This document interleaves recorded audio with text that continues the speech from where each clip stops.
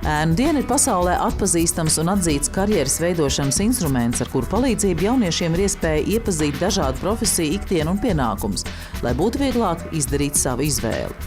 Liepājas speciālās ekonomiskās zonas pārvalde šogad aktīvi iesaistījās un uzņēma 16 ēnas, gan tepat no Liepājas, gan Skrundas un pat Ventspils.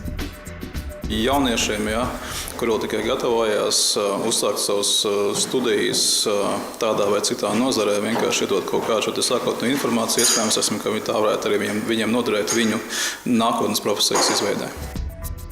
Ēnas bija gan mārketinga daļas vadītājiem, gan mārketinga speciālistiem, gan arī ostas aizsardzības virsniekam. Tieši aizsardzības virsnieka ēnām bija īpaši ekskluzīva iespēja ne tikai iegūt ostas terminēto caurlaidi, bet arī ielūkoties video novērošanas centrā, kurā tiek apkopota visa informācija no vairākiem desmitiem videokameru, kas strādā tiešsaistes režīmā.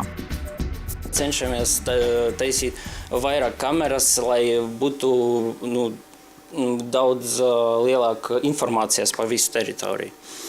Un šeit var redzēt, piemēram, visas iebraukšanas vietas, kur, piemēram, cilvēki ienāk, brauc ar mašīnām, tā arī, piemēram, vietas, kur vienkārši cilvēki strādā, mēs varam redzēt, kur kuģi piestājas arī ir momenti un kā vispār taisās darbi uz ostas teritorijas. Ēnas bija arī hidrogrāfijas dienas darbiniekiem un jauniešiem, kur domā par inženieru profesiju, bija interesi saprast, kas tad ir hidrogrāfijas iekārtu inženieris. Man ir vēlme pēc 12. klases turpināt mācību saistībā ar inženierzinātnēm, un tad es pēdējo 2 gadu laikā cenšos izpētīt, kuras inženieru novirzē man izvēlēties, un tad izvēlējos. Ēnu dienas mājaslapā bija piedāvājums hidrogrāfijas inženieris. To piedāvāja šis uzņēmums. Es uzaugu ģimenē, kur mans tēvs, viņas brāļi ir kuģi kapteiņi bijuši, un arī opas man bija. Tāpēc es domāju, varbūt to tradiciju tagad turpināt un nāks tagad skatīties, kā tas viss notiekās. Man arī tas baigi patīk, esmu pie jūras uzaudzis. Un jā, tas man ļoti, ļoti interesē, tāpēc es gribēju ar to nodarboties tālāk savā dzīvē. Protams, tradicionāli ir interese par dažādām ar jūrniecību saistītām profesijām – kuģu kapteinis, locis, kustības dienesta operators. Kāpēc nolēma ēnot tieši šeit Liepājas ostas kapteiņa dienestā? Es gribēju uzzināt, kā tā ir, kā tā notiek darbs un tā. Vai tavi priekšstāti atbilst tam, ko tu šodien redzēji un sajūti?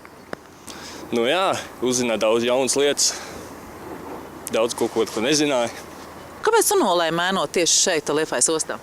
Man vienkārši patīk mūsu pilsēta un mūsu ostā, un man liekas, ka tas arī ir interesanti par visu uzzināt, kā viss notiek, ka vienkārši bija interesanti, un tāpēc es izlēmu.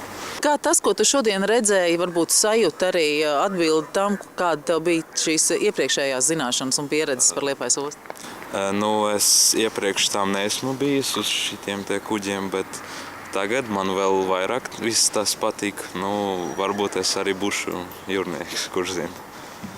Tāpēc ēnu diena dod ļoti daudz iespējas uzzināt par savu nākotni, ko tu gribi darīt, vispār uzzināt par darbiem. Neatkarīgi no tā, vai tu esi jūrnieks tālās jūrās vai strādā ostā, ir nepieciešams īpašību kopums, lai varētu šo darbu labi veikt. Redzēsim, ko mūsu tās ēnas teiks par kā izdevusies bija šī diena.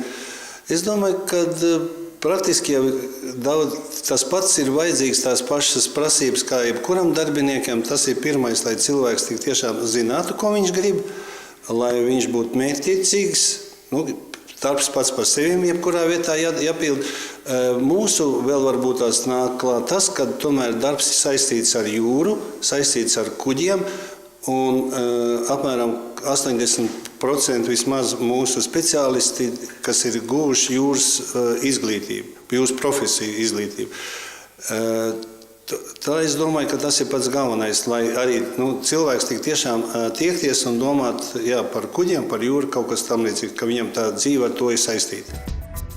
Var uzskatīt, ka pirmā organizētā ēnu diena Liepājas speciālās ekonomiskās zonas pārvaldē bija veiksmīga un viennozīmīgi arī citus gadus ēnas varēs iepazīties ar Liepājas speciālās ekonomiskās zonas pārvaldes un ostas darbu.